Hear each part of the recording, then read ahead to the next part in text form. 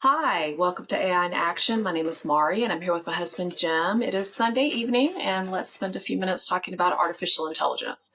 So, we were at the Austin AI Alliance just recently and gave a little presentation about what it is that AI education professionals does. And there was a question that someone asked Jim, because, of course, I had to bring Jim because I'm the educator. He's the engineer that's also in the educational system. And so he is my technical guy for the night. So, Jim, you got a lot of really detailed questions about what it is that we are doing with Agnes and AI education professionals. But one of the things that somebody asked you had to do with DeepSeek. And so we kind of decided that we're going to take a step back, even though DeepSeek's been out for a while, and we're going to talk about it. We're going to talk about DeepSeek and then some other stuff tonight. Okay. So hold on. So we're going to take a deeper dive into we're going to delve into DeepSeek. Oh, we love that word. There you go. We're going to delve into DeepSeek. So it's an open source, efficient. It's making waves in the AI world. But what's the big deal, right? Why is it the disruptor? How does it compare to what we've used to from companies like OpenAI and stuff? So tell me, educate me, please, about DeepSeek. Well, first of all, what is that squeaking noise? It's my chair. Is that your chair? That is a really loud chair. We need to get you a new chair. That's okay. Anyway, so I did one of those things that I do occasionally when someone asks a question that's not along the lines of what I'm thinking at the time. I just kind of off the cuff answer, don't really put a lot of thought into it, that whole filtering problem I have. But yeah, in this particular case, I said I'm not really spending a lot of time thinking about DeepSeek because I don't want to get into the political shouting match over DeepSeek, because I felt like it's been very politicized, and it's politicized because it is a model that surprised the world, actually supposedly knocked $1 trillion off of the U.S. economy or the U.S. stock market because of this getting released. It's an open source model that was released by the Chinese government, except it's not the Chinese government technically. It's a company in China, but it's really hard for me to tell the difference. I'm not a politician, but as I understand it, if you are a company in China, you pretty much, the Chinese government tells you what you're going to do and what you're not. The other thing that makes me think the Chinese government was involved was because it is an AI model and it's open source. There's no possible way the Chinese government's going to be okay with someone releasing a model, an AI model, without them knowing about it. There's just no way. Somebody would go to jail for that. Right. So I kind of just, like I said, because it's become such a political football, I stayed away from it. The interesting thing about it is it's truly open source. I mean, the people that asked me that did come up afterward and talk to me a little more about it, but it is truly open source. So what does that mean? That means that they didn't just give you access to it through an API. They released the training data, the models, everything, so you could, in theory, train your own version of it. And that's what surprised me the most, was because that means when you first use it, it says, if you ask it something about Tiananmen Square, it's going to say, I can't answer that. But I can go teach it about Tiananmen Square. That's correct. You can fine tune it and add the data back into it. And that's what surprised me the most. Okay. So we were talking about the two different types of innovation that we're seeing when it comes to large language models. What are those two different types of innovation? Two different types of innovation when it comes to DeepSeek is backed by the state, right? It's backed by China. So it's keeping it low cost and everything, right? But OpenAI, even though it's open, it's in the private sector. And one of the things that you actually said on our last podcast about how, they want to move fast, they want to break things versus something that's backed by the state. Well, so, tell me a little bit about the quality that you think is happening by something that is state-backed, where the costs are low, versus something that's not, where we're actually, breaking things and fixing things and breaking things and fixing things and just putting it out in the market. What's the quality of those things?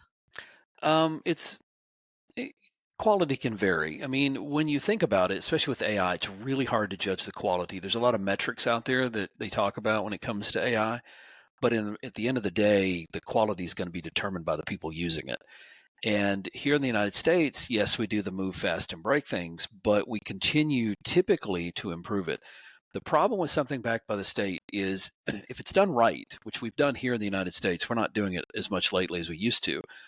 But in the United States, the way we used to do things, if the government got involved, it was only because they want the upfront funding or something about it made it hard to do it just by the private sector. So it was kind of a partnership. And the result of that output from that partnership was supposed to be companies that were coming out with great new products that people could use. Now, the US government didn't own it. They just were using it to stimulate an entire segment of the economy, for example. So it Mhm. wasn't a state supported monopoly that became. The problem with places like China is it can be very, very innovative when it comes out, like DeepSeek is now. But if the state owns it, they're not going to be moving as fast to continue to improve it. Right. I Now, mean, people say that capitalism, if it's something if you're capitalistic society and a company is going to have to like move faster, they're going to have to pivot, they're going to lose the window of making the money, right? yeah, So yeah. when you compare DeepSeek to what we're doing over here, who who actually, who's going to be able to move the fastest? It's like you just said, DeepSeek came out, but are they still going to be able to move as fast as what we're doing over here when it comes to putting out new models?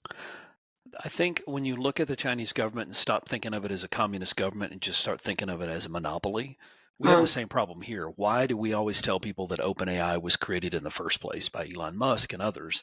Because they were afraid of one company owning AI, which was Google, Google. Google, all So because Google had all the information, it so still does. it still does, yeah. So monopolistic But their practices. LLM is really not that good.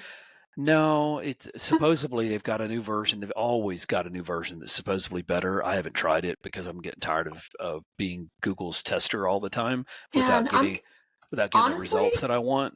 yeah, that's what I was about to say. I'm getting tired of being disappointed. That's the whole thing, as I am too. I don't mind testing stuff for people. I like doing it, but I'm not really enthusiastic about continuous disappointment. Anyway, the problem with the Chinese government right now, they're rolling this thing out all across China. I mean, For free. supposedly. Well, as free as it can be in China. The Okay, government's paying for it, which means the people are paying for it. The that's true. thing is, though, is once they get all that rolled out, they're not going to be willing to just come in because maybe the technology AI training models or whatever take a right turn and do something completely different, kind of like what DeepSeek did.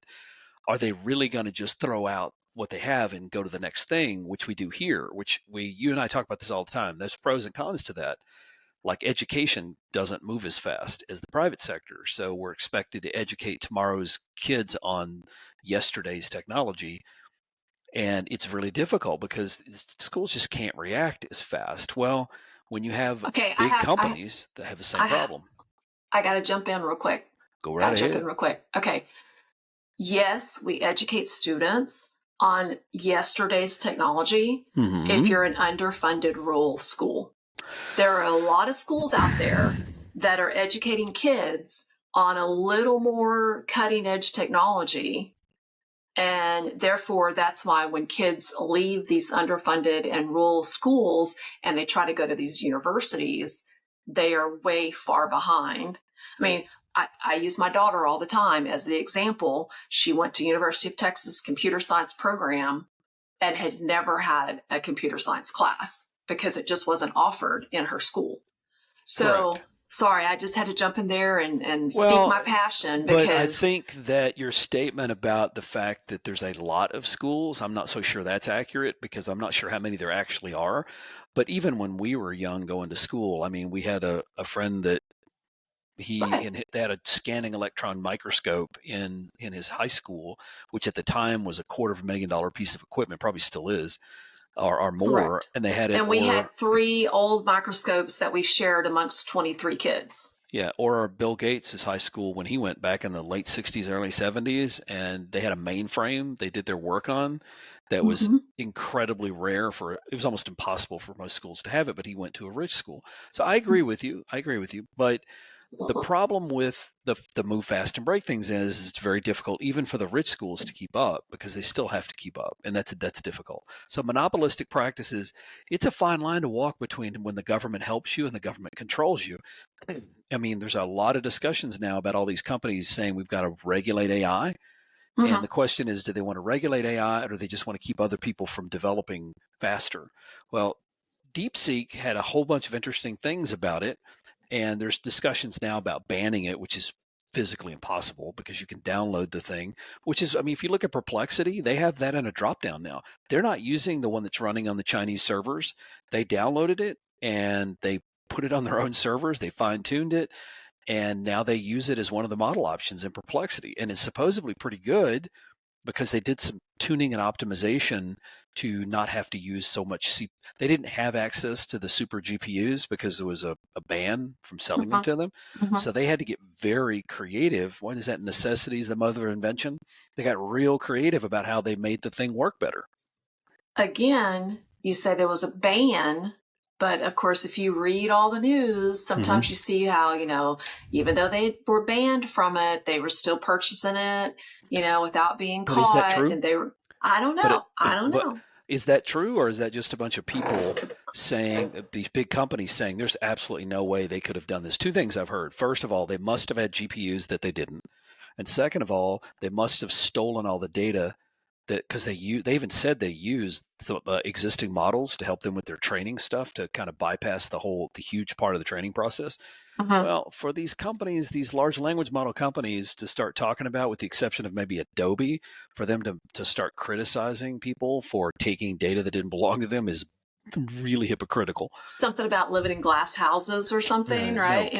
just plain old hypocritical. It's like, come on, guys, really? You stole all that data? You didn't ask people's permission. All right, so here's another question or another thing I want to mention. You just said that Perplexity has DeepSeek basically as one Mm-hmm. of their drop downs. The R1 or R2 model, They yeah. downloaded it. Mm-hmm. They probably, as you said, they trained it. They downloaded it for free. Mm-hmm. So if this open source AI keeps gaining traction, do you think it's going to force like a pricing shakeup to where, if they're giving it away for free, are we going to keep paying $200 a month for, That is a you good know? question. The answer is no. I mean, if you think about it, you and I had decided to do the high end for the deep research. You and Well, I. You oh, and I. No, I think it was you a lot more no, than me. ma'am, you agreed. You agreed. We're not going into that coffee junk again because you had a cup of coffee today. Yes, I did. But, if you think about it, there is, since this has happened, like this week, OpenAI released 4.5. And this week, Anthropic released Sonnet 3.7. Sonnet 3.7 seems to be a legitimate improvement. I'm not sure theirs was quite as knee jerk. OpenAI's 4.5 model is, first of all, not really any better that I can tell. As a matter of fact, for the deep research piece, I thought it was worse. And it's horribly expensive. I mean, Right. it's like 10 times more expensive for input and output tokens than the current models. So that's if that's not a knee jerk reaction, I don't know what is. I mean, even Nvidia's stock went down. It shaved $1 trillion off our market. The Chinese government's got to be laughing all the way. They're sitting there going, you know what? It's not Let's really do it hard. again. It's not Let's really do it hard for us again. to. Well, they did because they're rolling out across China, which is freaking people out. First of all, because it means they're not going to be able to sell their AI in as much as they thought into China, which is a huge market. But Mhm. second of all, it also means that it gives it legitimacy. And if you've got a model that can run on lower end GPUs, well, how does that affect NVIDIA? It means I don't need to buy the high end GPUs, theoretically. If you've got a model that runs cheaper, faster, all those things, they've already dropped their prices. Now, on the 4.5 model, they didn't, but several people, including OpenAI, dropped some of their prices again, too. So it's putting downward price pressure on the cost per token, and it's also pushing the stocks down. So they didn't even have to do hardly anything, the Chinese government, and they don't care that if you decide you want to put the Tiananmen Square back into it because they know we're already doing that anyway. Who Right. cares? Who cares at this point? Right. So for them, The reaction was worth what they did. They loved that stuff. Okay, so you said that there has been like a little bit of a lowering of prices from some of the companies that do the monthly subscriptions. Are they going to keep lowering that price, or do you think they're going to try to come out with new ways to then up the price? And the thing with me is like, okay, you said that the Sonnet that came out 3.7. Sonnet 3.7. What is it better at? Writing code. I mean, see, and that's just it.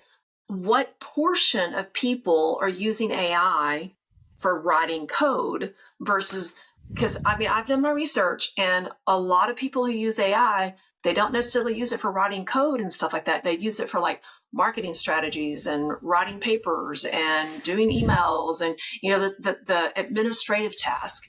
So is it better at that, or is it only better at writing code? I know you don't have the answer to that necessarily, but I'm just kind of curious. Are they going to be is it going to be like smoke and mirrors to make sure that they can elevate their monthly subscriptions and keep their monthly subscriptions where they want them to be? Well, first of all, they're not going to lower their monthly subscription price at all. That wasn't what I was talking about. What they lower is their API costs. At the end of the day, the real money comes in from businesses using millions of tokens. Like, for example, in 1 month, we used 4.8 million tokens, which we paid $6 for at the school district, you know, because we have our Trailblazer program. Well, if the price drops on the APIs, even we use 4.8 million tokens, which sounds like a lot, but our typical average monthly use is more like, you know, 500,000 or 600,000 tokens, or a few more. But that was we just put it, you know, the teachers had really gotten some training. They were really excited about it. They were probably generating some images, but we still didn't spend that much. Well, as the price pressure pushes the API costs down, then it gets cheaper for businesses, which means now they could use it for more things. So overall, if you can get more people using it, it goes up. But what you really want to do, just like mass production, is you want to reduce your just like in mass production, you want to reduce your manufacturing costs. So you can sell it at the same price, but make more money on it. Same thing with the tokens. If I sell more of them, but the price is if my cost is where it is now, then it's harder for me to make money. The real money is if I can lower the cost. Well, the cost comes in from all that GPU time. So if I can, which is what DeepSeek did. DeepSeek said, first of all, we don't need to turn on all the neural nets now, which means we don't use as many GPUs because we had to get creative. And we don't use as much compute time, which means it's cheaper for us to run it. So their claim is not just on training. Their claim is it's cheaper for us to operate it. And therefore, we're going to push your pricing. We're going to force you to lower your token price, or you're going to lose businesses. Well, the way these companies are going to do, first thing they're going to want to do is go to the government and get it banned. And there's already been some bans. South Korea banned it. There's already been some talks of banning it here in the United States. Certainly government entities are going to be banned from using it. But in reality, it's kind of it's a misdirection. It's kind of wrong, because if Perplexity can download it and fine tune it, run on their own servers with no connection to Chinese servers, there's no reason why they shouldn't use it. But the problem is when they do use it, they don't have to have as higher their operating cost goes down. They don't have to have as many GPUs, which hurts other people. So you're going to hear a lot of political. That's why this is really a political episode. There's going to be a lot of shuffling in the background trying to make it illegal. I guarantee you, there's going to be more and more bans on it because it's too easy. You could say, you know, if you're using this, you're encouraging the Chinese government. This isn't like TikTok. But as you said, once it's downloaded, it's downloaded. So this isn't like TikTok. Yeah. Now, as I understand it, their biggest model, I don't know if they released everything for their biggest model. I think they did. I think even their high-end models, like 600, 800 million token, are tokens. It's even their biggest model is still, I'm not sure it's been released, but if it has been, then they have access to this really good model. But that also puts pressure on people like Facebook, who are trying to show themselves as the face of open source. They're trying to convince everybody, you know, Facebook is this great thing, to convince you they're the ones that are helping out the little guy, and so on and so forth. DeepSeek, a Chinese company, getting that title away from Facebook, this all plays very bad in the spectrum of politics. Well, you know, anyway, we're not going to go too deep into politics. You know what we think about that. But let me ask you this. You mentioned several new releases. Are they throwing them out there right now because of DeepSeek, even if they're not ready to go? They're like, I don't care if it's ready or not. I mean, just push the button, send it. It's not what they're saying, but as I understand it, 4.5 was actually it's a bigger model, but they had finished training it in October of 2023.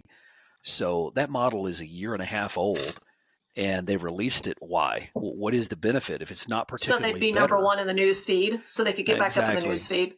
Exactly. So they're trying to stay relevant, but if their quality, they're prioritizing their speed over their quality. Mm-hmm. So isn't this going to like hurt them in the long run? What's the risk of this? Rumor has it they're getting close to releasing 5.0, which is supposedly a legitimately better model. In my guess, in the background, they're actually changing their model techniques to utilize what they learned from DeepSeek. You can bet they downloaded it. It was all hands on deck. Everybody's working the weekends.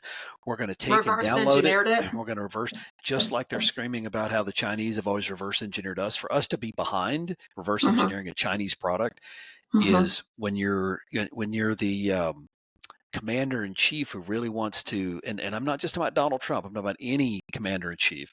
You don't want your country to seem like they're behind in the technology space, because that's how you claim your title of I'm the big Kahuna, I'm the big cheese, we are the most advanced civilization on the planet, we have the most advanced technology, yada yada yada. It's harder to claim that when you've got a bunch of guys working in in the back of a store in China that are actually their original models that they worked on were about investing in stocks. They were just supposedly the techniques they used was a workaround because they were trying to use large language models to help them better invest probably in American stocks. And that's a whole different discussion I can get into, is how much we allow other countries to buy into our stocks. But I think that in this particular case, they stumbled on it. They couldn't get there's so much of software libraries called CUDA libraries, which is literally part of the biggest core IP that NVIDIA owns. They're proprietary, but they give you really good access to the GPUs without a whole lot of effort. So they really do save you a ton of time. NVIDIA has had these libraries out for 10 years. They're really, really good at them. They know what they're doing. But the problem is when they wanted to get access to make things faster, which is what they wanted for their stock investment stuff, they had to bypass the CUDA libraries because they wanted to do something different. Well, people do that all the time. They just found a way to do it for this particular instance and for this particular technology, which is large language models, and that's what freaked everybody out. So yes, to answer your question, there's a lot of overreaction, or overreaction is maybe the wrong word. There's a lot of, I need to be number one, therefore I have to release something, I think. Okay, so maybe we will get into politics for just a second, because a guy named Chris Kraft, you guys that are listening, if you're interested in politics, Chris Kraft with a K, he releases like a weekly update on LinkedIn. Mm-hmm. And one of the things that he just released, I think he releases on Saturdays or Sunday mornings, with the cuts that are happening right now in our federal government, he's afraid that some of our AI, being the leader in the AI race, being the leader in, what's going on with AI, that it's going to hurt us because of some of the federal cuts right now. So I think we need to kind of think about that, because policies and regulations do play a really big role in all of this, right? So instead of making the cuts, what should the U.S. be doing to keep up? I mean, are we letting other countries outmaneuver us? Is there a way that we can level that playing field without over-regulating AI? I mean... Well, what's funny about that is the United States has had state-supported kind of monopolistic practices like everybody else has for a long time. We're just not as bad about it as everyone else because the U.S. government puts all this money into something but doesn't own it. Unfortunately, it allows companies to own this stuff. But that being said, you look at the CHIPS Act. The CHIPS Act was supposed to bring manufacturing back to the U.S., and now they're trying to kill the CHIPS Act. What's going to happen is the CHIPS Act is going to get killed, but then it's going to come back out again, and it's going to be called something else.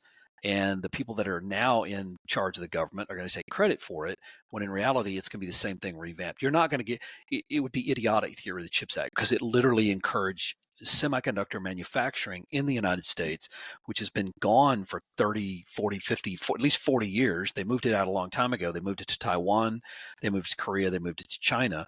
And we want to get that back. Well, there's a whole bunch of infrastructure besides just a factory that's got to go in place before that happens, which is what Steve Jobs told um, the president. I think it was actually Trump. He told this a long time ago, was that it's really difficult to move it back because all the stuff that supports it went with it. So that money is going. I don't think it's going to go away. I do think it's going to be redistributed under a different name, but I don't think if they truly want to keep AI and our cutting edge stuff going on, I don't think they can kill it. I think they're going to bring it back in some other form. It's just, you don't want to have it. You don't want to call it the CHIPS Act because that's the previous guy, and you never get elected. It's posturing. It's all get about elected. posturing. You never get elected by telling everybody that it's going great. The last guy did a good job. That's not how you get elected. Not here. You get elected by saying the last guy was an idiot. He screwed everything up, but I'm here to fix it. Right. So let's look ahead. We have just a few minutes left on this episode. Mm-hmm. So you have state-backed open source models that are shaking things up. Yep. You have companies like OpenAI that are scrambling to respond. Knee-jerk. Yep. All these knee-jerk reactions. Mm-hmm. So I think you already said, you mentioned the CHIP Act, but what do U.S. companies and policymakers, I would say they have to get their head out of their rear, but what should they be doing to stay ahead? We're a really small company. We talk about AI. We have our own little Agnes here that we're trying to get into school systems and small businesses and stuff like that. We do that because of the cost control that we can give companies and schools with API connections versus, subscription-based services. How are we going to navigate when you have these other large countries that are state-supported, country-supported, country-owned? What are we going to do? Well, we've been getting. I'm beginning to sound like I agree with our current government, but I really don't like the way they're doing things at all. Because to qualify that, anytime you lay off people and you enjoy it, there's something mentally wrong with you. But that being said, it's the delivery of the message. Sometimes the message itself is a decent message. And you and I have said this 100 times before. It's the delivery. I remember us having this conversation when we were raising our children, and we would go to discipline or explain something to our kids that they had done that we didn't approve of. And I was always like, okay, it's all about how you deliver. It's not what you say. Deliver which, the by message. the way, which is not my specialty. But what do we do as a country? Well, what we do is we have been getting an unfair shake. For example, the Chinese state-supported company. They have so much money and they can put it behind all these companies. We have the option of doing that too. And we have to continue to do that. But we also have to help level the playing field a little bit. That's why I don't disagree with the idea of tariffs, but they need to be very, very surgically applied, not with a big sledgehammer like the current ones are. But the fact is that we have been getting a raw deal on some of these deals that we're doing with these other countries because we allow them to invest in our companies, get our technology, go back, make it cheaper, go to Amazon and come out with a new product, put that product on Amazon, and look how long it takes before there's an exact duplicate being sold. That's been going on for a long time. AI actually exacerbates that because now they're doing it with people like books and stuff like that too. So the government has to help level the playing field. And I don't know I'm not a government person. I don't know of another way to do it other than punishing them for bad behavior. However, that being said, we need to invest money into infrastructure pieces that allow people to then build off that, just like when we built roads so people could move, stuff around. The same thing with the chips that we need semiconductor manufacturing back here. It got moved overseas a lot. I disagreed with it when they were doing it.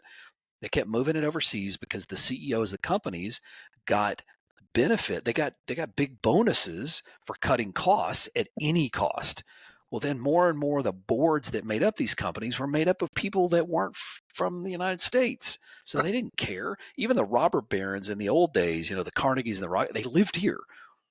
I mean, Right. even Henry Ford said that, how am I going to sell cars if the people who make them for me can't even afford to buy them? So we're allowing this stuff that's going on with these companies to kill innovation. But governments can kill it just as fast by taxation, by regulation, which is what I don't think that I don't think they're going to be able to regulate it. I don't see how you can regulate AI. I don't. Not in continue to innovate. It's so new. Nobody knows how to regulate it. Right. So you showed me something the other day that we're almost out of time. We are out of time. We're going over just a little bit.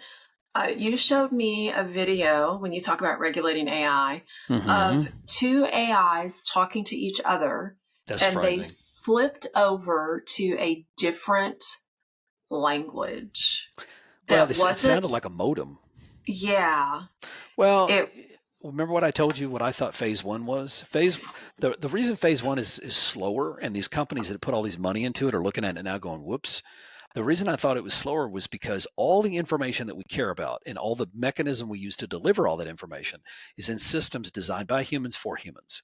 Mhm. Now, if you think about it, this is not the first time this has happened. I mean, when you go back even to when computers were invented, computers talked over analog phone lines, so they had to adapt, and that's where the modem tones came from, right? Right. Hmm. So at the end of the day, we had to adapt to where computers could talk better to each other, and we kept slowly innovating to where computers now talk better over TCP/IP, over the networks they use now, than humans ever could. So the communication got really fast. Well, now you're at a point where you've got all these AIs that want to go out and do all these things like book flights for you or whatever.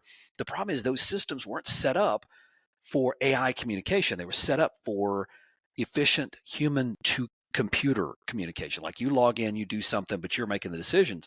When you have two AIs talking to each other, it's not optimal. English is not an optimal language for computers to communicate in, but that's how everything's set up. But when you start taking it and letting the AI decide what's the most efficient mechanism and actually changing that underneath stuff to where they don't need us in the middle and they don't need to make it for us. Remember this, every computer language that you have other than binary was invented for humans. It was so we could write code and we could understand the code we wrote. When you Hmm. don't need humans anymore because they're talking to each other and intelligence is talking to each other, what does that leave us? That's phase two. When that infrastructure underneath starts changing to where it's becoming more efficient for two intelligent things to communicate with each other and not with a human in the middle of it, what does that look like? Well, you saw a little example of it. I think the language is invented by a company, 11 Labs, which makes text to speech, speech to text stuff, mostly speech, text to speech.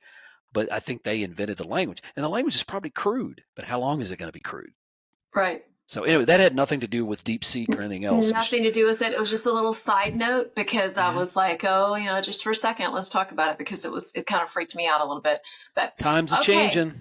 the times are changing and so is our time because we are out of it. So how was that? That was a nice little segue. I That like was a nice. that. What That happened was to the kind of cool. dogs? No dogs behind you squeaking the ball tonight. Sadie is asleep. Sadie is Oh, laying down right there and Maggie's she probably is asleep. snoring. Maggie is snoring. Good thing I have noise cancellation because Good now thing. Maggie snores so loud. So, all right. My name is Maurie. I'm here with my husband, Jim. We talk about AI once a week so that we can just kind of have some fun with this. We have a company called AI Education Professionals or AIEdPro.com if you guys want to look up all the different professional development things that we do. And also, of course, we are the home of Agnes, which is a very affordable AI tool that you can put into your school or your small companies. And you can see that we're actually people because we do post the video version. We have started There's posting a video version. so many podcasts now that are obviously just AI generated. Yeah. I don't. We're not ever going to do that. Not as long as I'm doing it. We're going to talk Maybe to each other. after we're gone, maybe our kids will AI generate us so they can continue the podcast. How's that sound? I don't think so, but maybe. And we are going to have a guest next week. David Hirschfeld. Mm-hmm. He's an excellent person, excellent guest. He's going to talk, and it's going to be a lot of really good information. So, you guys have a marvelous rest of the week.